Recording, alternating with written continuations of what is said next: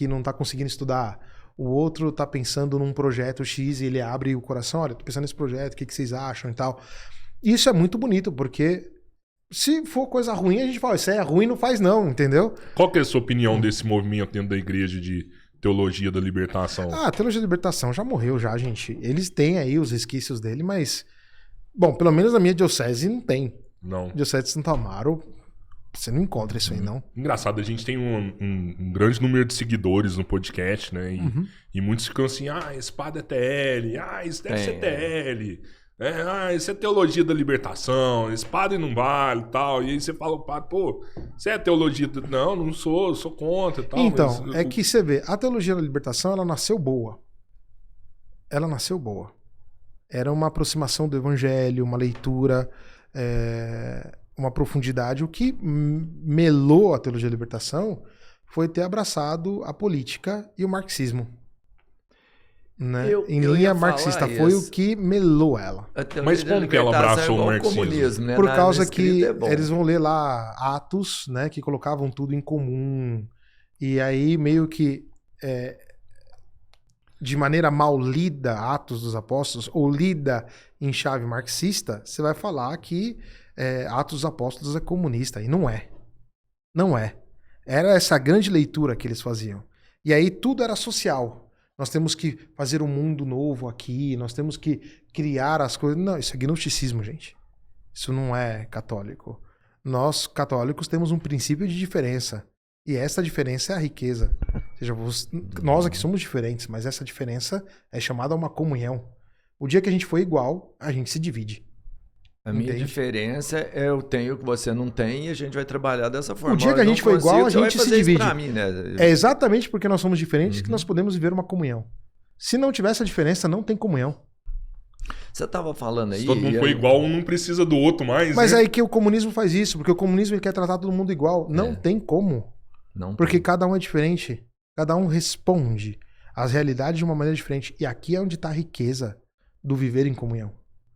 Porque exatamente o outro ser diferente de mim é que me abre perspectiva. Se o comunismo, o Partido Comunista chegar aqui e falar, vocês todos vão trabalhar na fábrica de sapato agora, acabou com a gente. Quando você tem uma vocação, você tem uma vocação, eu tenho outra vocação, e essa vocação junta, ela é o que dá, é o princípio do bem comum, né? Ela é que nos ajuda. Aí tem o outro lado, que é o capitalismo, né? Quer dizer, o capitalismo que, não, tem que... a plena, não é, nem é uma plena liberdade. Vamos ganhar dinheiro a todo custo, independente daquilo que o outro queira ou não queira. Não, isso também é um grande erro. O lance é saber trabalhar aquilo que é bem comum. E aí tem uma proposta dos focolares que eu acho muito interessante, que é a economia de comunhão. Como que é isso? Eu não sei dizer muito bem. Eu estudei isso há uns 15 anos atrás, mas eu não vou lembrar. Mais ou menos, o que não, que a ideia seria é que, ok, nós trabalhamos no lugar, cada um coloca as suas expertises ali, e esse trabalho ele gera uma economia, e essa economia é partilhada por aqueles que trabalham naquele lugar. Não sei exatamente como funciona. Mas meio que é assim. Mas é uma ideia de bem comum, que aqui no Brasil a gente não tem. Não tem.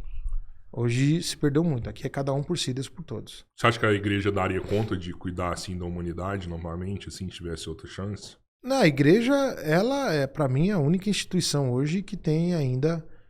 Que tem ainda não, que vai ter sempre, porque ela é fundada por Cristo, mas é a única instituição capaz de dar para o homem de hoje uma palavra. Não tem mais nenhuma. O Paulo cuidar, além da palavra, assim mesmo, assim, sabe? Cuidar como dos problemas, saúde, dos né? problemas de uma sociedade. A igreja não vem resolver educação. problema, não. A gente vê que o Estado não dá conta de fazer isso mais. A igreja não nasce para resolver problema. A igreja nasce para dar uma vida nova. E é Cristo. A igreja não nasceu para resolver problema. Mas é porque eu acho que o que o Cabeleira quer entender é o seguinte, porque a gente sabe, por exemplo, as primeiras escolas, os primeiros orfanatos, as creches, foram a igreja que praticamente criou tudo isso.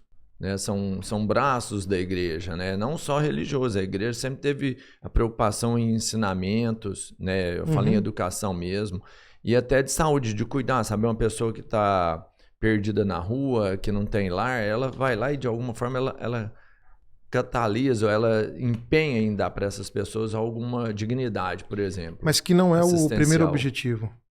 Mas ela faz isso. Ela faz isso, mas o primeiro objetivo da igreja é Cristo.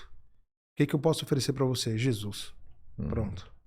Pode ser que em uma determinada situação a igreja seja chamada a uma resposta mais incisiva sobre um determinado contexto social. Então, por exemplo, na Ucrânia, que tem muito órfão. A igreja na Ucrânia tem um monte de orfanato. Isso. Um monte. Só que não é o objetivo primeiro dela. O primeiro objetivo é Cristo. Ponto. Então, a Eucaristia, os sacramentos, a comunhão entre os irmãos. E, obviamente, que dessa comunhão é que nascem as coisas. Então, por exemplo, por que você vai num mosteiro São Bento e a comida é gostosa? Porque o monge que cozinha, ele cozinha para os irmãos, né? E por amor ele faz... E ele come daquela comida. Então, por que a cerveja que foi feita nos mosteiros são as melhores cervejas do mundo? Porque ela é feita para uma comunidade. Aquela comunidade monástica. Ela não é feita em escala comercial. Ela é feita para um grupo. Que ele mesmo bebe. E por isso que ela é gostosa. Porque tem amor naquele negócio ali. Entende? Então, por que você vai aqui na Pedreira, ali na Vila Missionária, tem a Escola das Irmãs do Verbo Encarnado. Você vai lá, tudo bonitinho, arrumadinho. Escola feita para criança pobre. Você nem acredita. É porque tem amor naquilo ali. Você vai lá no CEAP, que é também na Pedreira, que é uma assistência social católica que tem lá, que, se eu não estou errado, cuidado pelos irmãos do Opus Dei. É de primeira linha o negócio. Porque tem amor naquilo ali, gente. Tem amor naquilo ali. E quando tem amor, cara, o dinheiro ele não conta e nem é a assistência que conta. O que conta é o que nós estamos transmitindo para você. Estamos transmitindo para você uma vida nova e essa vida é a vida de Jesus. Isso é o que conta. Sim. Boa. É porque eu acho que, igual a gente estava falando aqui, o capitalismo tem suas falhas, né? A gente hoje vê muita gente na miséria, tudo, né? E alguns falam que é por conta do capitalismo.